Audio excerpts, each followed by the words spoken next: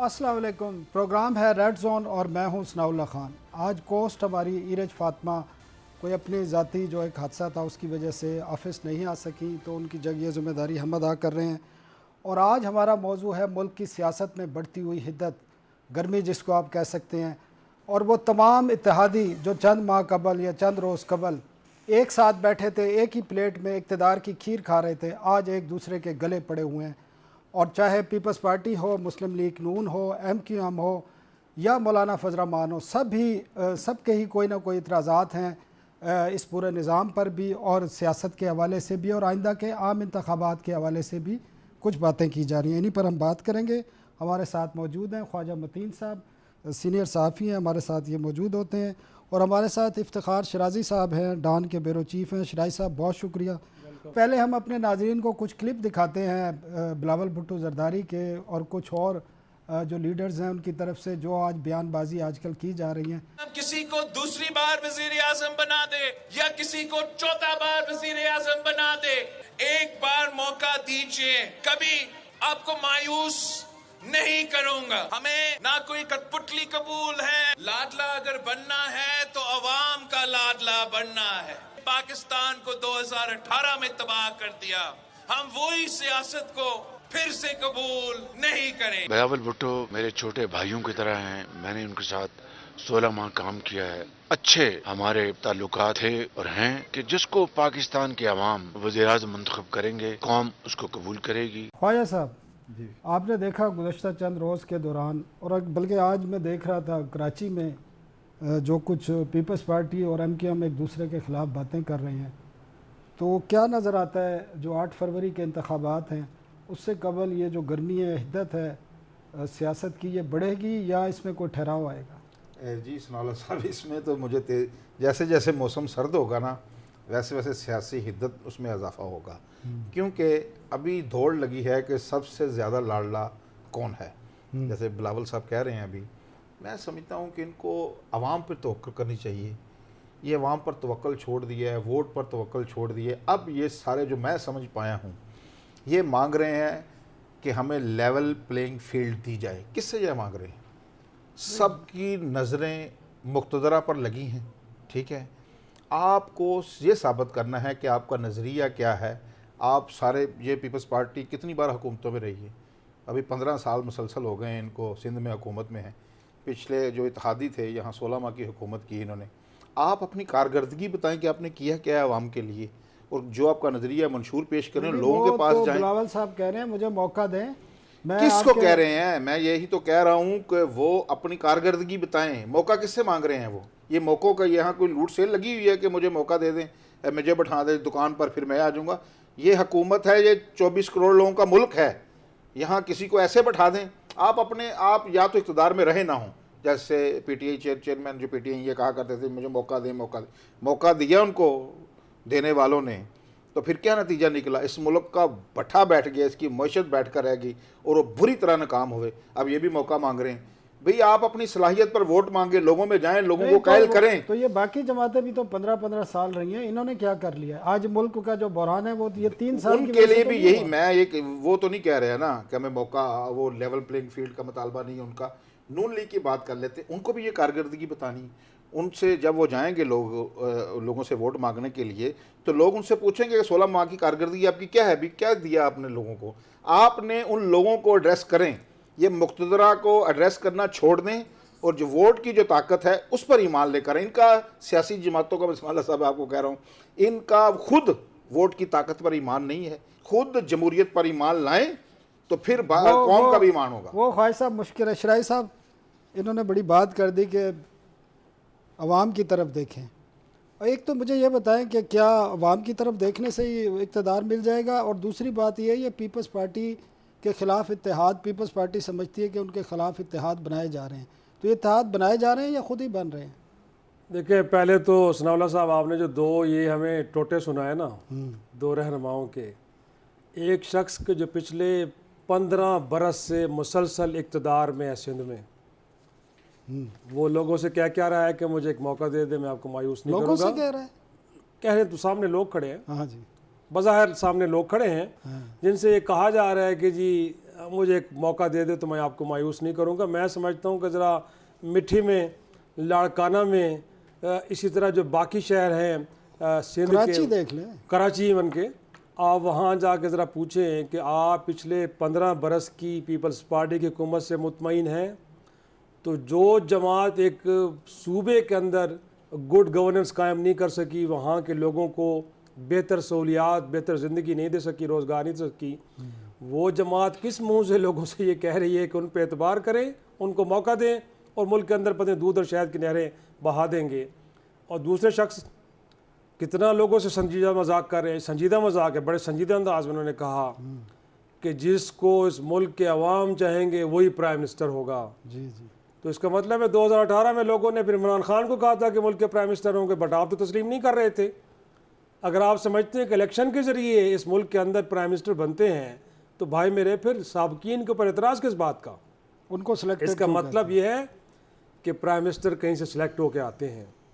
اور جس انداز میں اس وقت نواز شریف صاحب بیٹھ کے ان کی باڈی لینگویج، عدالت میں ان کے جو معاملات آگے بڑھ رہے ہیں، سندھ کی ایک بڑی تگڑی جماعت ایم کیو ایم پاکستان، جن کو ڈکٹیٹرز کے دور میں منانے کے لیے یہاں سے خصوصی طیارے جایا کرتے تھے، اب وہ چل کے رائے ونڈ پہنچ رہے ہیں اور سیاسی اتحاد کا اعلان کر رہے ہیں. میں یہی پوچھ رہا تھا آپ سے کہ یہ اتحاد کون بنوا رہا ہے، یا بلوچستان میں بھی جو بنا؟ بلوچستان کے سردار بھی آپ کو پتہ ہی ہے ثناء اللہ صاحب، وہ اتنے اکھڑ لوگ ہیں.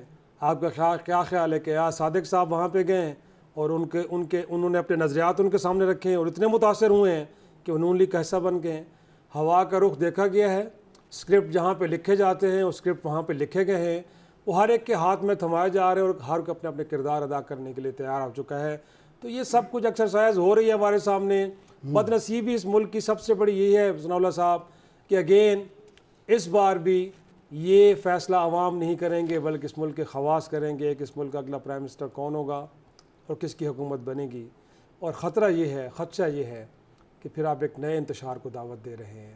آپ اس طرح کے اتحاد بنا کے کہ جن کو عوامی تائید حاصل نہ ہو وہ پھر اس ملک کے اندر نہ تو امن لا سکیں گے، نہ اس ملک میں ترقی ہو پائے گی، نہ اس ملک میں بیرونی سرمایہ کاری آئے گی، بلکہ پھر اس کے نتیجے میں ایک انتشار آئے گا جو 2018 میں بھی ہم نے دیکھا. خدارہ اب تو ذرا عوام کی تائید و حمایت سے آپ آئیے گا، اور جب جمہور آپ کے ساتھ کھڑی ہوگی تو پھر آپ کو کسی بے ساکی کی ضرورت نہیں طاقت پڑے بھی گی. پھر زیادہ ہوگی، پھر طاقت بھی ہوگی. پھر آپ جو سپریمیسی آف پارلیمان کی بات کرتے ہیں، جب آپ کہتے ہیں کہ اس ملک میں وزیر اعظم چیف ایگزیکٹو ہوتا ہے تو پھر یقینی طور پہ اختیارات اس کے پاس ہوں گے بھی صحیح اور ایکسرسائز بھی کرے گا.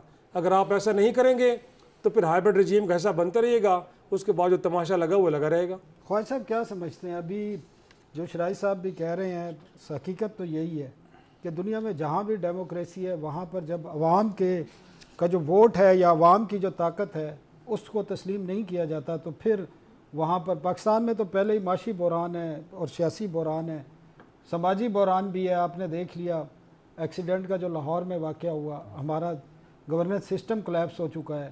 تو پھر اس اخلاقی بحران ایک علیحدہ سے ہے. آپ نے پچھلے چند سالوں کے دوران دیکھ لیا کہ کیسی آڈیو اور ویڈیو لیک ہوئی اور کس جگہ ہم کھڑے ہیں.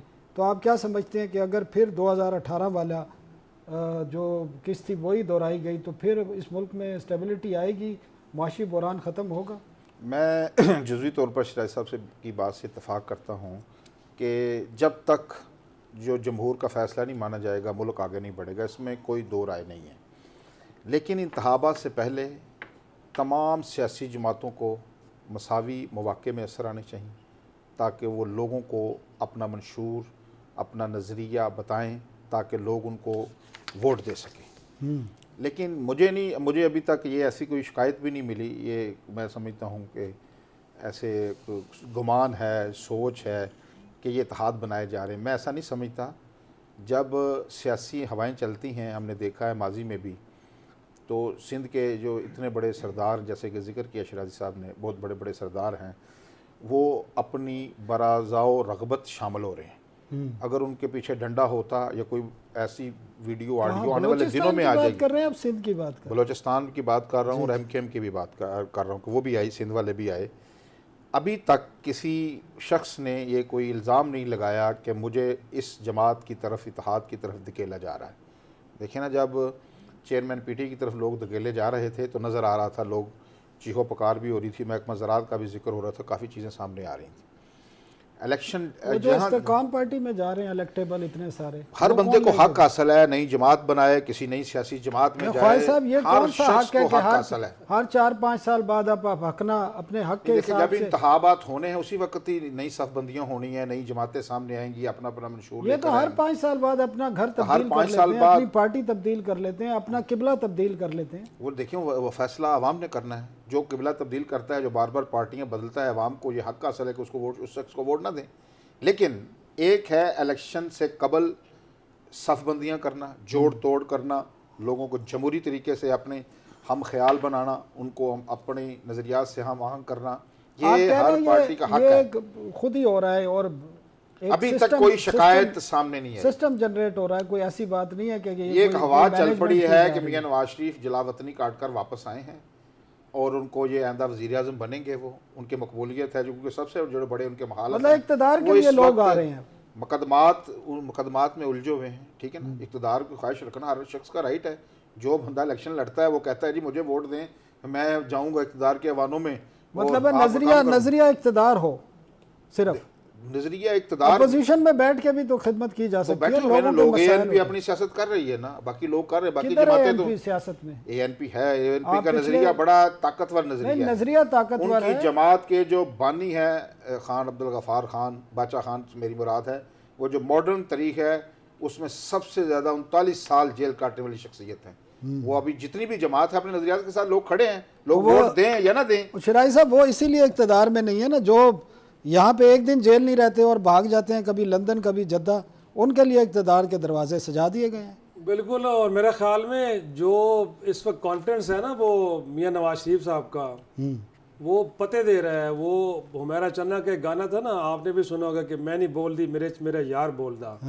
تو اس وقت لگتا ہے کہ ان کے اندر ان کا یار بول رہا ہے, ان کو کہاں سے یہ حوصلہ مل رہا ہے, کہاں سے یہ طاقت مل رہی ہے نا, تو سب کو سمجھ آ رہی ہے. اور جس طرح میں نے کہا کہ الیکٹیبلز کو کوئی رات کو خواب آیا تھا کہ نواز شریف صاحب کے پاس کوئی بہت انقلابی منشور آ گیا ہے. میں تو کل خود نون لیگ کا جو ٹویٹر اکاؤنٹ کے اوپر انہوں نے کلپ رکھا ہے نواز شریف صاحب کا, ثناء اللہ صاحب جو شخص اس ملک کا 3 بار پرائم منسٹر رہا ہو, وہ کہہ رہا ہے کہ جی مجھے سمجھ نہیں آ رہا کہ اس ملک میں پیٹرول کیوں مہنگا ہو گیا, اس ملک میں بجلی کیوں مہنگی ہو گئی, اس ملک میں آٹا کیوں مہنگا ہو گیا. حالانکہ شہباز شریف کے دور میں ہوا 16 ماہ تو وہ ہے نا.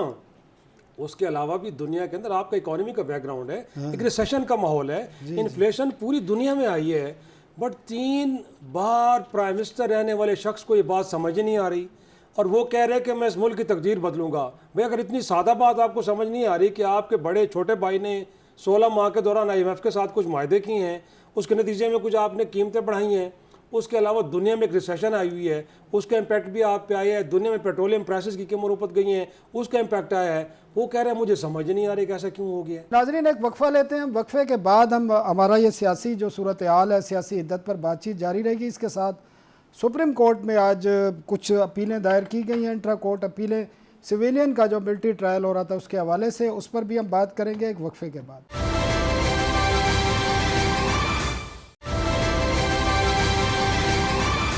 Welcome back. ہم بات کر رہے تھے ملک میں بڑھتی ہوئی سیاسی حدت پر, اور اس کے ساتھ ایک اور بھی آج انٹرسٹنگ باتیں ہیں. سپریم کورٹ میں انٹرا کورٹ اپیلیں آئی ہیں وزارت دفاع کی طرف سے, وفاقی حکومت کی طرف سے. جو سویلین کا ملٹری ٹرائل تھا اس حوالے سے جو ایک فیصلہ آیا تھا 5 رکنی بینچ کا, اس کو کالعدم قرار دینے کے حوالے سے, اس پر KPK اور بلوچستان کی حکومتیں بھی ریویو پٹیشن دے چکی ہیں, اور لگتا یہ ہے کہ پنجاب اور باقی بلوچستان کی حکومتوں کی طرف سے بھی انتظار کیا جا رہا ہے, وہاں سے بھی آئیں گے.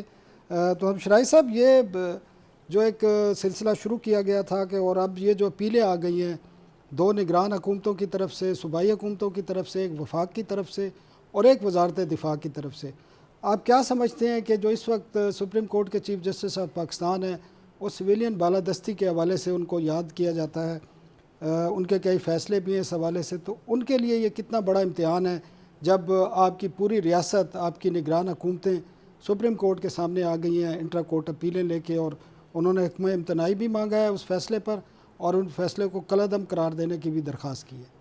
کچھ لوگ آج اس بات پہ بڑے حیران ہو رہے تھے. میں نے کہا آپ اس بات پہ کیوں حیران ہو رہے ہیں؟ اس ملک میں پہلی بار ایسی نگراں حکومتیں ہیں کہ جن کو منتخب حکومتیں جتنے اختیارات حاصل ہیں. اگرچہ اس سے پہلے ہم نے دیکھی ہیں وہ حکومتیں کہ جن کے پاس محدود مینڈیٹ تھا، ڈے ٹو ڈے افیئرس، جی جی وہی ہوتا ہے، ابھی الیکشن بھی وہی ہے، کنڈکٹ. ابھی بھی وہی ہے. کدھر آپ تو بیٹھ کے پی آئی اے کے نچکانے کی باتیں کر رہے ہیں، یہ بھی کر رہے ہیں، وہ بھی کر قانون رہے ہیں، میں شرائع صاحب ابھی بھی یہی موجود ایسے ہے. بٹ ایکٹ کے اندر تبدیلی آ چکی ہے. الیکشن ایکٹ میں صرف جو آپ کے انٹرنیشنل ایگریمنٹ ہیں اس کے حوالے سے. چلو اب وہ حکومتیں دیکھیں ثناء اللہ صاحب، جو بھی سپریم کورٹ یا کسی بھی عدالت کی جانب سے ججمنٹ آئے، اصول یہ کہتا ہے کہ یا تو وہ قانون آپ نے بنایا ہو یا اس قانون کے بدلنے سے آپ متاثر ہو رہے ہوں. مجھے بتائیں کہ یہ نگراں حکومتیں نہ تو انہوں نے یہ قانون بنایا جی جی یہ اور نہ اس کے کالعدم ہونے سے وہ متاثر ہو رہی ہیں. تو اصولاً تو کوئی لیگل گراؤنڈز نہیں ہے کہ جن کی بنیاد پہ آپ یہ اپیلیں جو ہے کہ سپریم کورٹ میں جائیں. اور دوسرا معاملہ یہ کہ بھائی اب جو آپ نے بات کی قاضی فاضل صاحب کی، اس میں کوئی شک نہیں ہے کہ بڑے آپریٹ جج ہیں.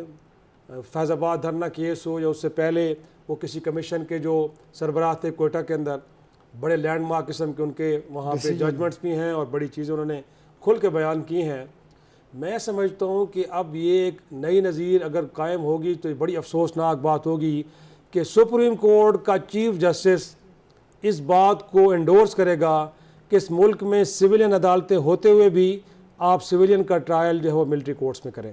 لیکن ان کا موقف یہ ہے کہ جو ملٹری انسٹالیشن پر جنہوں نے اٹیک کیا ہے، میں سمجھتا ہوں ثناء اللہ صاحب کہ اگرچہ انہوں نے آفس سیکرٹ ایکٹ کی خلاف ورزی کی ہے، لیکن پہلے یہ دیکھنا پڑے گا انہی عدالتوں کو نا. دیکھیں آپ ایک نیا گیٹ اوپن کرنے جا رہے ہیں جس میں آپ ایک نظیر قائم کرنے جا رہے ہیں. کل کو جب بھی کچھ ایسا ہوگا ایسے لوگوں کو فوجی عدالتوں میں لے جایا جائے گا. تو میں سمجھتا ہوں کہ آج اس ملک کی سپریم عدالت کا یہ فرض بنتا ہے کہ اس دن کے واقعات کو دیکھے کہ کیا لوگوں کی انٹینٹ کیا تھی، کیا واقعی ایک پلانڈ طریقے سے اس ملک کی دفاعی تنصیبات کو نشانہ بنایا گیا. تو اگر واقعی ایسا ہے تو میں آپ یا کوئی اس ملک کا 24 کروڑ عوام یہ نہیں چاہیں گے کہ اگر پلانڈ طریقے سے اور ایک انٹینٹ تھی تو یقینی طور پہ ان لوگوں کا ٹرائل ہونا چاہیے. بٹ اگر عدالتیں اس معاملے پہ مطمئن نہیں ہوتی، ملٹری کورٹ میں ہونا چاہیے. بٹ اگر اس ملک کی سپریم عدالت مطمئن نہیں ہوتی اور ان کو لگتا ہے کہ جو فیئر ٹرائل کے تقاضے ہیں وہ پورے نہیں ہو رہے، تو پھر آپ کس کا حکم مانیں گے؟ اس ملک کی عدالت کے پاس ہی جانا ہے نا. وہ اس ملک کی اسٹیبلشمنٹ ہو، اس ملک کے پولیٹیشینز ہوں، یا اس ملک کے تاجر ہوں، یا اس ملک کا عام شہری ہو، ہر کسی پہ لازم ہے کہ اس ملک کی سپریم عدالت پھر جو فیصلہ کر دے اس کو کھلے دل کے ساتھ تسلیم کیا جائے. ٹھیک ہے شرائع خواہش صاحب، آخری ہمارے پاس 3 منٹ ہیں. یہ بتائیے کہ جو شرائع صاحب نے بھی کہا کہ اگر یہ چیز ثابت ہوتی ہے کہ انہوں نے ملٹری انٹالیشن تو ملٹری کورٹ میں چلنا چاہیے. میرا ایک تو یہ سوال ہے کہ اب یہ اپیلوں پر ایک تو فائز عیسیٰ صاحب کے، جسٹس فائز عیسیٰ صاحب کے لیے کتنا بڑا امتحان ہے. دوسرا اگر یہ برقرار رہتا ہے، یہ ملٹری کورٹ میں سویلین کا کالعدم قرار دینے کا ایگری نہیں کرتی، تو پھر 2 کیسز چل رہے ہیں ملٹری کورٹ میں سویلین کے، ایک شکیل آفریدی کا، ایک کلبھوشن یادو کا. ان کیسز کا پھر کیا ہوگا؟ ان کیسز کا ان کا کوئی تعلق نہیں ہے. جی جی تعلق ہے، وہ سویلین ہے سر، سویلین ہے، وہ ملٹری کورٹ میں چل رہے ہیں. غدار ہیں اس ملک کے. میری بات سنیں، ادھر نہ لے کے جائیں، یہ ہم 9 مئی کے تک رہنے دیں ہمیں، ادھر قومی سلامتی کے معاملے میں نہ گھسائیں. یہ جو معاملہ ہے، یہ بات بالکل درست فرمائی ہے شراجی صاحب نے. لیکن اس سے پہلے کہ میں جو آپ نے بات کی کہ انٹرا کورٹ اپیلیں کرنا کیا حکومتوں کا حق نہیں ہے؟ اپیل کس کے سامنے کی جا رہی ہے؟ میری بات سن لیں، کی ہے نا، میری بات وہ سن بڑی لاجیکل ہے کہ ایک تو یا آپ اس فیصلے سے متاثر ہو رہے ہیں یا آپ نے وہ میں فیصلہ کہتا ہوں کیا. جو حکومت ہوگی، نہیں آتی. جو بھی حکومت ہوگی، قائم مقام حکومتوں سے کہہ سکتے ہیں نا. جی جی نگران ہوتی ہے نا، قائم مقام ہی ہوئی نا، اس کی جگہ پہ کام کرنا ہے. جیسے آج آپ قائم مقام ہیں، ایک رینکر کی جگہ آج آپ قائم مقام ہیں. ٹھیک ہے. انہوں نے جو فیصلہ ایک حکومت منظور کر کے گئی تھی، ایک انہوں نے کیا تھا، ایکٹ منظور کیا تھا فوجی عدالتوں کے حوالے سے، وہ کالعدم قرار دے دیا ہے سپریم کورٹ نے. اب اس کا رائٹ طریقہ کار یہی ہے کہ اس کے خلاف جو حکومت یہ سمجھتی ہے تو وزارت دفاع چلی گئی ہے نا، بس کافی ہے. کوئی مسئلہ نہیں کہ وفاقی حکومت بھی چلی جاتی ہے. کوئی سوال بھی ہوتی ہے. نہیں پریشر لے، آپ جسٹس قاضی فائز عیسیٰ ان باتوں کا پریشر لے سکتے ہیں؟ کیسی بات کر رہے ہیں؟ وہ بڑے آپ رائٹ جج ہیں، یہ رائٹ ہے، اور انہی کے پاس اپیلیں جانی انٹرا کورٹ. اس میں تو کوئی مذائقہ نہیں ہے، فیصلہ پھر اسی عدالت نے کرنا ہے. لیکن جیسا کہ انہوں نے ایک بڑا اہم نقطہ اٹھایا ہے، اب جو وکلاء ہیں وہ اس طرح کا نقطہ اٹھا کر لے جا سکتے ہیں کہ جنہوں نے فوجی یادگاروں پر حملہ کیا ہے، فوجی تنصیبات پر حملہ کیا ہے، کیا ان کا بھی ٹرائل کرنا ہے کہ نہیں فوجی عدالتوں میں؟ نہیں. اب کیا پتا اس فیصلے میں تبدیلی بھی اسی نے کرنی ہے، یہ میں نے آپ نے اس شو میں بیٹھ کے یا وکلاء نے یا حکمرانوں نے نہیں کرنی، بالآخر اسی عدالت کے پاس جانا پڑے گا۔ لیکن میں آپ کو بتاؤں کہ یہ جو جسٹس قاضی فائز عیسیٰ ہیں ان سے آپ آئین اور قانون سے ہٹ کر کوئی سے فیصلے کی توقع نہ رکھیں۔ ٹھیک ہے خواجہ صاحب، چہار شرائع صاحب آپ کا بہت شکریہ۔ خواجہ متین صاحب وقفے کے بعد ہمارے ساتھ موجود رہیں گے، اور وقفے کے بعد ہم IMF کا سٹاف لیول معاہدہ ہوا ہے، اس کے ساتھ وزیر خزانہ نے کل کہا ہے کہ ایک اور معاہدہ لینا پڑے گا، ہمیں ایک اور IMF کے ساتھ پروگرام لینا پڑے گا جو 3 سال کا ہوگا اگر اس ملک کو چلانا ہے۔ تو وقفے کے ہم بات کریں گے، وقفے کے ساتھ ہمارے ساتھ ماہر معیشت بھی ہوں گے، تو وقفہ لیتے ہیں، وقفے کے بعد IMF پروگرام پر بات کریں گے۔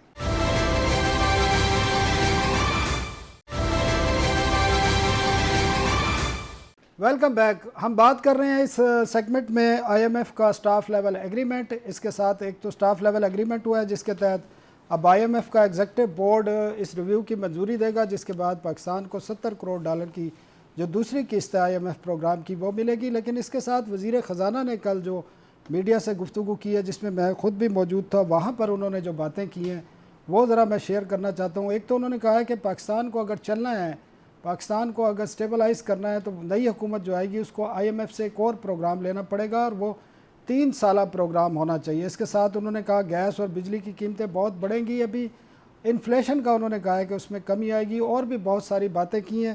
ہمارے ساتھ معروف اکانومسٹ ظفر موتی والا موجود ہیں، خواجہ متین صاحب بھی ہیں۔ ظفر صاحب بہت شکریہ ہمیں ٹائم دینے کا۔ ظفر صاحب ایک تو یہ بتا دیں کہ جو سٹاف لیول معاہدہ ہوا ہے پاکستان کا اور IMF کا، اس کے پاکستان کی اکانومی پر کیا اثرات مرتب ہوں گے؟ کس جاری ہونے میں تو ابھی ٹائم ہے، اور جو وزیر خزانہ نے کہا ہے کل، نگران وزیر خزانہ نے، کہ ہمیں ایک اور پروگرام کی طرف جانا پڑے گا جو لانگ ٹرم ہوگا، یہ تو 9 ماہ کا ہے جو 3 ماہ بعد ختم ہوگا، اب وہ 3 سال کے پروگرام کی بات کر رہے ہیں۔ کیا پاکستان کی اکانومی میں یا پاکستان کی عوام میں اتنی سخت ہے کہ وہ ایک اور IMF کا فوری طور پر پروگرام برداشت کر سکیں؟ پہلے ہی بجلی، گیس، کھانے پینے کی اشیاء اور باقی شعبوں میں اتنی انفلیشن ہو چکی ہے کہ اب لوگوں میں برداشت نہیں رہی۔ جی دیکھیں، پری بجٹ کے پروگراموں میں کافی گیا تھا، ہم ایک ہی بات کر رہے تھے، اس ٹائم بینکرپسی کے بہت چانسز بڑھ گئے تھے کہ کسی بھی طرح یہ جو 25 کروڑ عوام کے ساتھ کھیل کھیلا جا رہا ہے کہ IMF کے بغیر جی لیں گے، یہ غلط ہے۔ قرضے لینے پڑتے ہیں، اتارنے پڑتے ہیں، ایک سسٹم دنیا کا چل رہا ہے آج سے نہیں ہزاروں سالوں سے۔ ایسے آرگنائزیشن جو قرضہ دیتی ہیں وہ بھی آج سے نہیں ہزاروں سال سے ہیں، ان سے آپ ضد کر کے، ان سے آپ یہ بگاڑ کر کہ بھئی ہمارے چیف کو فائدہ ملے اور IMF کا پروگرام کینسل کرا دو، خراب کر دو، یہ چیزیں نہیں، آپ کسی ملک کے عوام سے کھلواڑ نہیں کر سکتے۔ تو خدا کر کے بڑی مشکل سے پہلی ٹرانچے اور انہوں نے مانا، اور اپنا لاسٹ ٹائم تو ہنس بھی نہیں رہے تھے، ادھر سے اپنا ڈار صاحب وہ گانا گا رہے تھے پنجابی، چھڑ میری ویڑی نہ مروڑ، تو اس نے جو مروڑی ہماری ویڑی، تو وہ بڑی مشکل سے ہاتھ چھوٹا ہے۔ اب وہ جو ہے اس کی ایک ٹرانچے آئی ہے، تو آپ اس لیول سے تو نکل گئے کہ بینکرپسی نہیں ہوگی، لیکن بینکرپسی نہ ہونے کے جو شرائط تھے وہ ہم کو سب ان کے ماننے پڑے، چاہے وہ ہم نے high price electricity, gas, petrol میں لیوی، ٹیکس بڑھانا، سپر ٹیکس لگانا، پھر ونڈ فال ٹیکس لگانا، پھر اپنا ڈائریکٹ انڈائریکٹ ٹیکس بڑھا دینا، پھر آپ کی دنیا میں سب سے زیادہ expensive electricity, expensive fuel, expensive gas ہو جائے گی۔ تو آپ کا جو سوال ہے کہ کیا ہم افورڈ کر سکتے ہیں، تو اس کا جواب ہے کہ مرتا نہ کیا کرتا، کیونکہ اب آپ ہے نا پورے ان کے ہاتھ میں آ گئے، اب وہ جو ہے آپ کا ریویو کرتے رہیں گے۔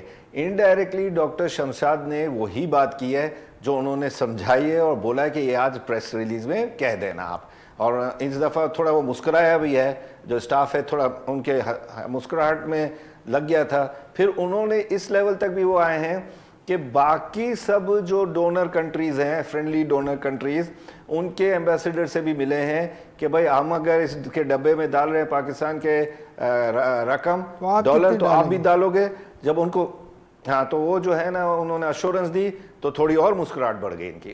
اب یہ مسکراہٹ کے ساتھ جائیں گے، بورڈ آف ڈائریکٹر کے سامنے رکھیں گے کہ سب معاملات چل رہے ہیں، اور ایون سب پولیٹیکل پارٹی سے بھی ملے ہیں کہ کوئی اب یہ حرکت نہ کرے کہ بھائی IMF سے پسوڑی کھا لو. گانا نہیں ہے پسوڑی, وہ جو اس نے گایا ہے اس کے بیٹے نے, نجم سے, ٹھیک ہے. تو اب ہم پسوڑی کے لیول پر کبھی نہیں جائیں گے. اور یہ ہے کہ بھائی میں تو کئی مرتبہ یہ کہتا ہوں کہ اگر کوئی بے غیرتی بات ہونے کی تھی تو وہ اس ٹائم ہونے کی تھی جب ہم پسوڑی کھاتے ہیں. کیونکہ دیکھیں آپ نے قرضہ لیا ہے, آپ کو قرضہ بھرنا پڑتا ہے. یہ تھوڑی ہے دنیا کے ڈومس کے آپ نہ بھرو. ظفر صاحب آج SPI آیا سینسٹیو پرائس انڈیکیٹر, اور بڑے 42% ہے SPI سینسٹیو پرائس انڈیکیٹر, اور آپ کو پتہ ہے اس کا باسکٹ میں وہ تمام اشیاء شامل ہیں جو عام آدمی, جو غریب آدمی استعمال کرتا ہے. تو میں اپنے ساتھی ہیں خواجہ صاحب, ان سے بھی ایک بات, خواجہ صاحب ظفر صاحب نے بھی جو بات کی ہے نا, اور جو ڈاکٹر شمشاد نے کی ہے کہ ایک اور پروگرام لینا پڑے گا 3 سال کا, اور ہماری سیاسی جماعتیں کھڑی ہو کے قوم سے وعدہ کر رہی ہیں. میاں صاحب جن کے بارے میں کہا جا رہا ہے PM بنیں گے کہ جی میں ریلیف دوں گا, تو کیسے ریلیف دیں گے جب ایک اور IMF اور ناگزیر ہے اور وہ لانگ ٹرم پروگرام ہوگا. یہ دیکھیں نا, بہت بڑا المیہ ہے. ظفر موتی والا صاحب نے بھی اسی طرح کی بات کی ہے. ہم تو یہ سوچ رہے تھے کوئی ایسی حکومت آئے جو IMF کے شکنجے سے عوام کی جان چھڑوائے. ابھی جو گیس کی اور بجلی کی اور جو اشیاء ضروریہ کی قیمتیں ہیں وہ پہنچ سے باہر ہو چکی ہیں. غریب آدمی تو زندہ درگور ہو چکا ہے, مڈل کلاسیے بھی اب مر رہے ہیں. تو اب ابھی 3 سال کے لیے آگے یہ پروگرام لینا پڑے گا, تو یہ تو بالکل ایک بری کنڈیشن میں چلے جائیں گے. ہماری معیشت تو بالکل بیٹھ جائے گی. کوئی ایسا فارمولہ, میں بھی ظفر موتی والا صاحب سے پوچھنے والا تھا, کوئی ایسا فارمولہ ہے کہ جس سے ہم اس IMF کے شکنجے سے باہر آ سکیں؟ جی ظفر موتی والا صاحب, کوئی ہمیں یہ بتائیں, کوئی یہ ہم تاحیات اسی میں IMF کے شکنجے میں رہیں گے یا اس سے باہر بھی نکل سکتے ہیں؟ کیا اقدامات ہمیں کرنا ہوں گے؟ بھائی آپ سننے کو تیار ہو تو میں آپ کو بتاؤں کہ بالکل سننے کے لیے تیار ہیں. مشرف فارمولے پر جانا پڑے گا. نہیں, سینسر نہیں ہونا چاہیے, مشرف فارمولے پر جانا پڑے گا. ہم وار اکانومی ہے, ہمیں ایک اور وار کرنی پڑے گی, اور ہم وار کے لیے تیار بھی ہیں. وار کے علاوہ کوئی حل نہیں ہے. سمجھ جائیں نا. ہاں جی بتائیں. آپ دیکھ لیں نا, آپ میں کوئی وہ ہسٹری میں کوئی 100 سال پرانی ہسٹوری تھوڑی کر رہا ہوں, میں تو ابھی کی بات کر رہا ہوں. دیکھیں بات سنیں, میں نے کئی کو بولا جب بینکرپسی ہو رہی تھی کہ سلطنت عثمانیہ اور پاکستان, سلطنت عثمانیہ جب بینکرپٹ ہو رہی تھی تو آدھی دنیا ان کے قبضے میں تھی, تب وہ 29 کروڑ پر تھے. ہم یہ چھوٹی سی پٹی جیسے غازہ کی اسٹرپ ہے, ایسے پاکستان ایک اسٹرپ میں ہے, وہ کنٹری میں 25 کروڑ ہو گئے. 25 کروڑ عوام کیا SPI کی جو بات کر رہے تھے ہمارے دوست, یہ ان کو پتہ ہے کہ SPI میں وہ سب ہے کیونکہ آپ کے پاس فوڈ سیکیورٹی ختم ہو گئی ہے. Let's face it. آپ کو ابھی ویٹ لینا تھا, وہ بھی ڈالر میں لینا ہے. آپ کو آپ کے لوگوں کی ایڈکشن ہے چائے کی, وہ بھی ڈالر میں لینی ہے. آپ کو بیئر ایسنشل آئل جو ہے, پام آئل ہے, وہ بھی ڈالر میں لینا ہے. لوگ یہ دیکھ رہے ہیں. اور جو مہنگائی کی بات کر رہے ہیں, آپ کہاں بات کر رہے ہیں کہ مڈل کلاس تک کے تباہی ہوئی ہے. اپر مڈل کلاس اپر میں بھی ہو رہی ہے. آپ کیپٹل مارکیٹ میں آئے تو ہمارے سب دوست ہم بیٹھتے ہیں تھوڑی دیر جب مارکیٹ سستا رہی ہوتی ہے. ٹاپک کیا ہے وہاں پر؟ یا گیس کا جنریٹر اب اگلے مہینے سے اگر 24 گھنٹے ایک چلتا ہے تو کتنا آئے گا؟ یہ this is the topic we are talking about now days. Number 1. Number 2 کہ یہ لیوی فل پہنچ چکی ہے آئل پرائسز میں, تاکہ آئل اگر گھٹے تو اب ہم کو کوئی سانس ملے. یہ دوسرا ٹاپک ہے. تیسرا ٹاپک ہے کہ یار اب یہ سولر کا کیا کریں, سولر کیسے لگائیں.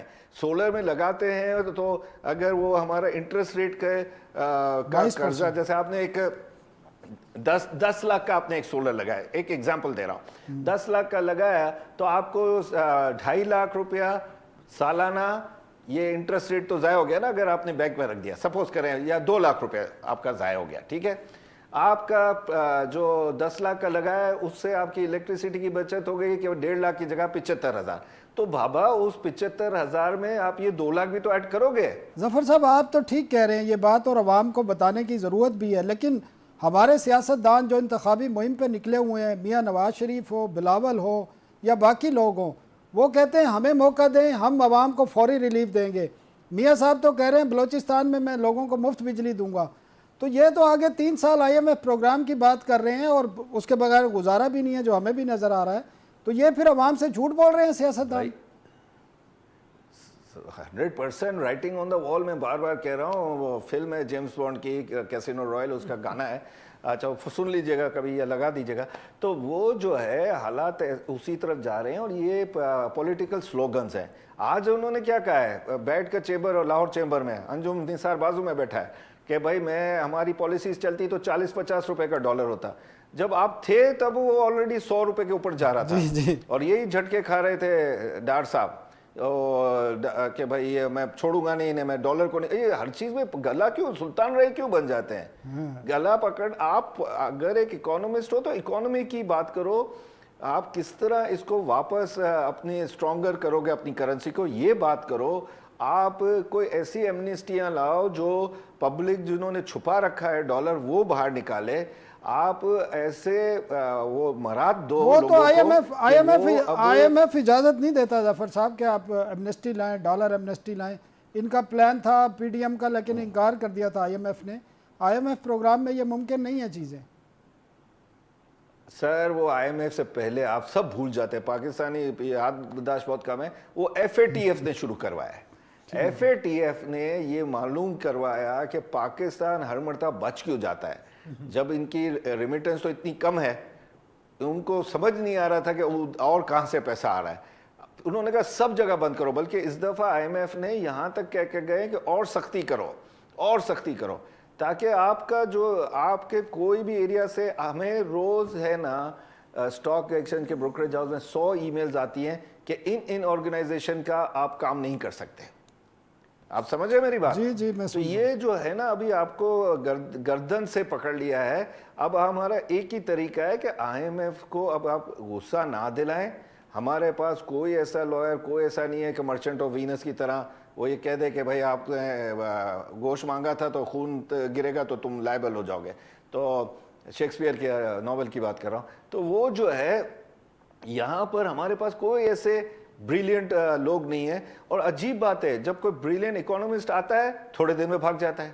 اب تھوڑے دن پہلے مصدق ملک صاحب یہ کہہ رہے تھے کہ بھائی ہم نے جو الیکٹریسٹی کا اتنا بوجھ ہو گیا ہے, اس لیے ہو گیا کہ اسپننگ اور ویونگ ہم نے یونٹس لگائے جو زیادہ الیکٹریسٹی کا آتے ہیں. وہ دیکھیں بنگلہ دیش نے تو اسٹیچنگ یونٹس لگائے ہیں, تو وہاں پر وہ ان کا الیکٹریسٹی کا ایک اسٹیچنگ کا یونٹ ایک بہت کم یوزیج ہوتا ہے, تو انہوں نے بچ گئے اپنے.